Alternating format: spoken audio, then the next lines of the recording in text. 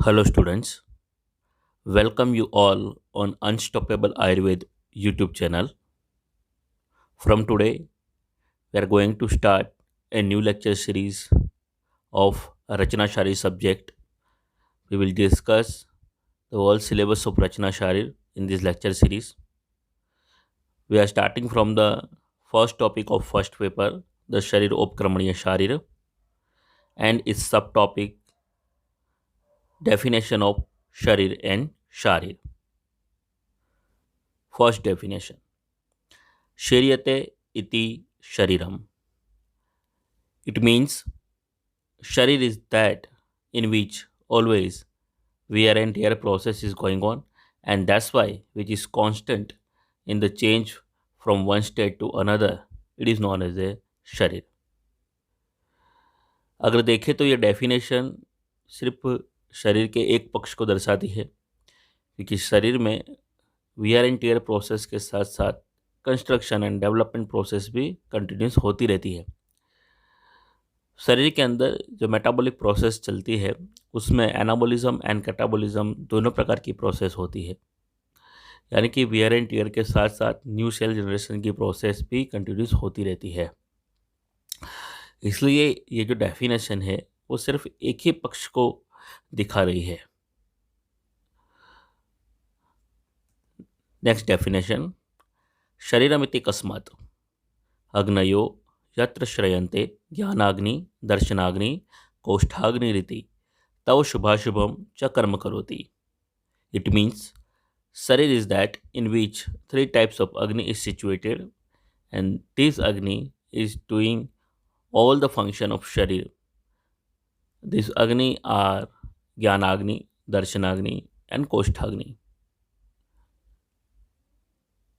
In this definition, गर्भोपनिषद में आचार्य ने कहा है कि शरीर क्या है. तो गर्भोपनिषद के अकॉर्डिंग शरीर वो है जिसके अंदर तीन प्रकार की अग्नि है, ज्ञानाग्नि, दर्शनाग्नि एंड कोष्ठाग्नि रहती है. ज्ञानाग्नि का क्या मतलब है? ज्ञानाग्नि का मतलब है कि जो ज्ञान कर सकता है. अब ज्ञान होने के दो ही टूल्स है, मन और आत्मा, यानी कि जिसके अंदर मन और आत्मा है. फिर है दर्शनाग्नि. दर्शनाग्नि दर्शन देख सकता है, यानी यहाँ पे सिर्फ दर्शन शब्द लिखा है, बट इससे हमें सभी इंद्रियों को लेना चाहिए जिसके अंदर सभी प्रकार की इंद्रियां भी मौजूद है. एंड कोष्ठाग्नि, कोष्ठाग्नि यानी कि जिसके अंदर डाइजेशन पावर है, यानी कि जिसके अंदर मेटाबॉलिक प्रोसेस कंटिन्यूस चल रहा है. तो जिसके अंदर ज्ञानाग्नि है यानी कि आत्मा और मन अवेलेबल है, दर्शनाग्नि है यानी कि सभी इंद्रियां मौजूद है, और जिसके अंदर कोष्ठाग्नि है यानी कि मेटाबॉलिक प्रोसेस कंटिन्यूस चल रहा है. और ये सब होगा तभी वो जो शरीर है वो शुभ और अशुभ जो भी कर्म है वो कर पाएगा. सो अकॉर्डिंग टू गर्भोपनिषद, जिसके अंदर ज्ञानाग्नि, दर्शनाग्नि एंड कोष्ठाग्नि है उसी को हम शरीर कहेंगे. देन चरक संहिता. आयुर्वेद के अंदर चरक और सुश्रुत संहिता के अंदर जो डेफिनेशंस बताई गई है, यानी कि आयुर्वेदिक कॉन्सेप्ट ऑफ शरीर जो है वो मॉडर्न के कॉन्सेप्ट से थोड़ा भिन्न है. कैसे अलग है ये? मॉडर्न के अनुसार शरीर क्या है? मॉडर्न के अनुसार सबसे छोटा बॉडी का जो पार्ट है it is a cell. Cell मिलके बनता है टिश्यू, टिश्यू मिलके बनती है ऑर्गन, ऑर्गन मिलके बनता है ऑर्गन सिस्टम्स, देन सिस्टम्स जो है वो मिलके एक शरीर जो है वो बनता है. बट आयुर्वेद का जो कॉन्सेप्ट है उसमें शरीर सिर्फ एक फिजिकल ढांचा नहीं है, बट जिसके अंदर मन और आत्मा है, यानी कि सिर्फ एक हार्डवेयर नहीं है, बट जिसके अंदर ये सॉफ्टवेयर भी अवेलेबल है, उसी को हम शरीर कहेंगे. तो चरक ने कहा है तत्र शरीरम नाम चेतनाधिष्ठान भूतम पंच महाभूत विकार समुदायात्मकम शम योगवाही. इट मीन्स दैट द अधिष्ठान ऑफ चेतना along with पंच महाभूत एंड विकार इज नॉन एज अ शरीर. यानी कि शरीर वो है जिसके अंदर चेतना है और जो फिजिकली किससे बना हुआ है, पंच महाभूत और उसके डेरिवेटिव से बना हुआ है। यानी पंच महाभूत और उसके डेरिवेटिव से बना हुआ जो फिजिकल ढांचा है, जो हार्डवेयर है, उसके अंदर जब सॉफ्टवेयर की तरह चेतना आके रहती है, तब उसको हम शरीर कह सकते हैं। और समयोगवाही, यहाँ पे ये समयोगवाही वर्ड जो है वो बहुत ही इम्पोर्टेंट है। इसको एग्जाम में भी पूछ सकते हैं, वाइवा के अंदर पूछ सकते हैं, what is the meaning of समयोगवाही। समयोग, समयोग यानी कि किसका समयोग, दोष धातु एंड मलों का समयोग। जहाँ पे दोष धातु और मल जो है वो अपने हेल्दी स्टेट के अंदर, नॉर्मल स्टेट में अवेलेबल है, और इसी से बॉडी का होम्योस्टेसिस जो है वो मेंटेन्ड है, ऐसा जो है उस वहीं पे समयोग वहन हो सकता है, वहीं पे सभी चीज अच्छे से चल सकती है। ये जो स्टेट है उसी को समयोगवाही स्टेट कहा गया है। देन आचार्य सुश्रुत की डेफिनेशन। आचार्य सुश्रुत के अकॉर्डिंग, शुक्र शोणितम गर्भाशयस्थम आत्म प्रकृति विकार सम्मूर्छितम गर्भ इति उच्यते। तम चेतना अवस्थितम वायु विभजति तेज एनम पचति आपः क्लेदयन्ति पृथ्वी शहन्ति आकाशम विवर्धयति एवं विवर्धितः स यदा हस्त पाद जिह्वा घ्राण कर्ण नितंबादिभिः अंगे रूप्यतस्तदा शरीरमिति संज्ञा लभते। तच्च षडंगम शाखा चतस्रो मध्यम पंचम षष्ठम शिर इति। सुश्रुत संहिता सारिस्तान 5वें अध्याय का दूसरा श्लोक है ये जो पूरा श्लोक है उसमें सबसे पहले उन्होंने गर्भ का डेफिनेशन बताया है, और गर्भ कैसे एक शरीर के अंदर डेवलप होता है इसकी बात उन्होंने की है।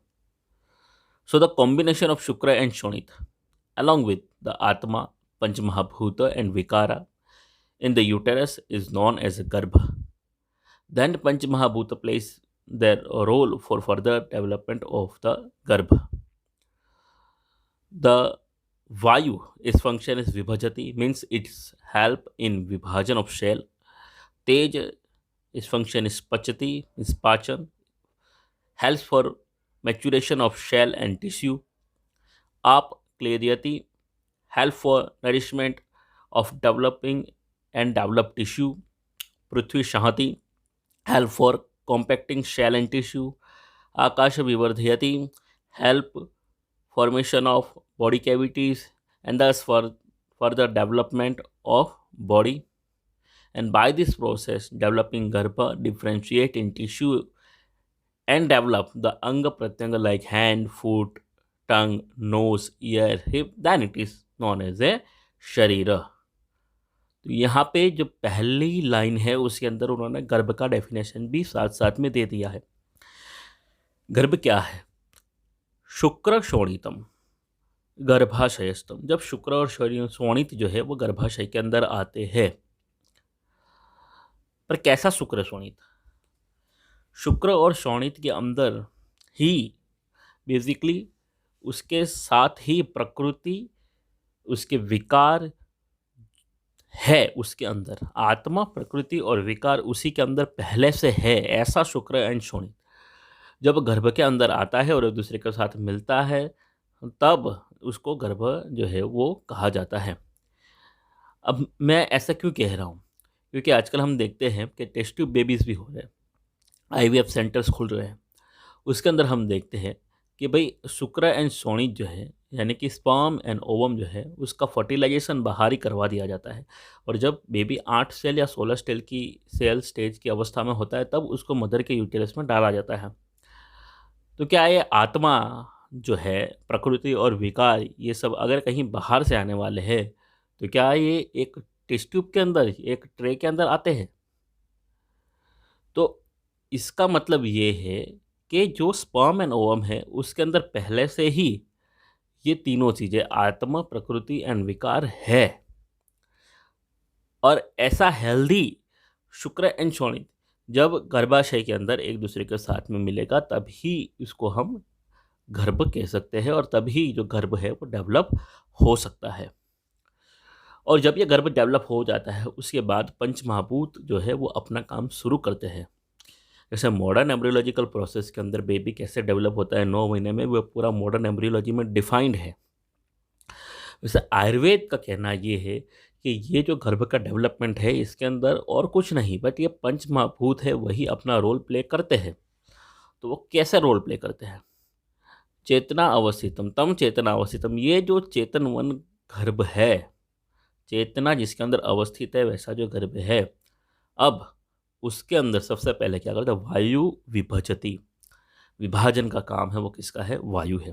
तेज एनम पचती, तेज जो है उसका काम है पाचन है, यानी कि यह टिश्यू फॉर्मेशन की प्रोसेस के अंदर तेज जो है उसका ज़रूरत पड़ेगा। आप क्लेदियंती, ये जो सेल बन रहे हैं, सेल स्ट्रक्चर जो बन रहे हैं उसको एक साथ जोड़े रखने का काम जो है वो करता है कौन, आप। पृथ्वी सहंती, पृथ्वी ये जो मांस का लोचा बन रहा है उसको सहनन करने का, उसको उसको कंबाइन करने का, कॉम्पैक्ट करने का ये काम जो करता है। आकाश विवर्धयति, आकाश जो है वो बॉडी कैविटीज़ फॉर्म करने का काम करता है, अवकाश फॉर्म करने का काम करता है, और ऐसे जो है वो शरीर को और ज़्यादा बढ़ाने का, बड़ा करने का काम करती है। और ऐसे एवं विवर्धितः शयदा, ऐसे बढ़ता हुआ वो जब स यदा हस्त पाद जिह्वा घ्राण कर्ण नितंबादि भी, हस्त पाद जिह्वा घ्राण कर्ण नितंब जैसे आदि भी, यानी और दूसरे भी अंगे, अंगों के साथ उपेतस्तदा जब बन जाते हैं तब उसको शरीरम इति संज्ञा लपते, तब उसको हम शरीर कहते हैं। और वो जो शरीर है तच्च, उसके अंदर षडंगम, षड 6 भाग होते हैं, उसको हम 6 भाग के अंदर डिवाइड कर सकते हैं, डिफाइन कर सकते हैं। शाखा चतस्रो, 4 शाखाएं होती है। मध्यम पंचम, मध्य शरीर होता है 5वां, और षष्ठम शिर इति, और छठा जो है वो शिर इसके अंदर होता है। ठीक है, तो इसमें षडंग की डेफिनेशन भी आ गई है सुश्रुत के अनुसार, तच्च षडंगम शाखा चतस्रो मध्यम पंचम षष्ठम शिर इति। देन लास्ट आचार्य भाव प्रकाश, आचार्य भाव प्रकाश ने भी इसी को लिया है और यही कहा है, गर्भाशय गतम शुक्रम आर्तवम जीव संज्ञकम प्रकृति शाविकारा च तत्सर्वं गर्भसंज्ञकम कालेन वर्जितो गर्भो यद्य अंगोपांग संयुतः भवेत् तदा स मुनिभिः शरीरमिति निगद्यते। द शुक्र एंड आर्तव गेट मर्ज इन द गर्भाशय with jivatma prakriti and vikaras to form the garbha. Further, gradually, the garbha expands and develops to form the anga pratyanga, and after the development of anga pratyanga, it is considered as a शरीर। तब उसके बाद उसको क्या कहा जाता है, शरीर कहा जाता है। गर्भाशय गतम शुक्रम, जब गर्भाशय गतम शुक्रम, गर्भाशय के अंदर गया हुआ शुक्र, आर्तवम जीव संज्ञकम, जब जीव संज्ञक आर्तव के साथ मिलता है, यानी कि आर्तव कैसा है, जीव के साथ है। वहाँ पे देखो, यहाँ पे भी यही कहा है कि आर्तव के अंदर पहले से क्या होता है, जीव संज्ञक आर्तव कहा है, यानी कि उसके अंदर जीव है। वो जब प्रकृति सा विकाराच, प्रकृति और विकारों के संयुक्त जब ये सब कुछ एक साथ मिलता है, तत्सर्वम गर्भसंज्ञकम, तब उसको गर्भसंज्ञा की जाती है। कालेन वर्धितो, जब काल के द्वारा वर्धित हुआ ये गर्भ अंग उपांग संयुक्ता, अंगों उपांगों के युक्त हो जाता है। भवे तदा, जब हो जाता है, तदा स मुनि भी, तब मुनि लोग यानी कि जो ज्ञानी लोग हैं वो उसको शरीरमिति निगद्यते, शरीर ऐसी संज्ञा देते हैं। तो यहाँ पे शरीर की डेफिनेशन खत्म हुई। देन शारीर क्या है, शारीर का डेफिनेशन, शारीरिक भावम अधिकृत्य कृतो अध्याय शारीरः, the science which deals with the structure of sharir in the form of its formation, its development, structure and function of the body is known as the sharir। Means वो science जिसके अंदर शरीर के बारे में बात हो रही है उसको शारीर कहेंगे। तो शरीर के बारे में बात हो रही है यानी कि इसके अंदर दोनों रचना शरीर और क्रिया शरीर का इंक्लूड किया जाता है। पहले जो है वो रचना शरीर और क्रिया शरीर ऐसा अलग डिपार्टमेंट, अलग विभाग नहीं हुआ करते थे, एक ही शारीर विभाग हुआ करता था जिसके अंदर रचना शरीर और क्रिया शरीर को पढ़ाया जाता था। ठीक है, बट अभी दोनों अलग अलग हो गए हैं, यानी शारीर उसके अंदर दोनों चीज़ें इंक्लूड हो जाती है, रचना एंड क्रिया। So the science which deals with the structure of the body it is known as a रचना शरीर, and the science which deals with the function of the body it is known as a क्रिया शरीर। जो structure के साथ जुड़ी हुई बात करता है वो रचना शरीर है, और जो फंक्शंस के साथ जुड़ी हुई बात करता है वो क्रिया शरीर है। सो यहाँ पे शरीर और शारीर की डेफिनेशन, ये टॉपिक जो है वो ख़त्म होता है। होप सो आप सबको समझ में आया होगा। अगर कोई क्वेरी है तो आप कमेंट बॉक्स में मुझसे पूछ सकते हैं, मैं ज़रूर उसका आंसर दूंगा। Thank you very much.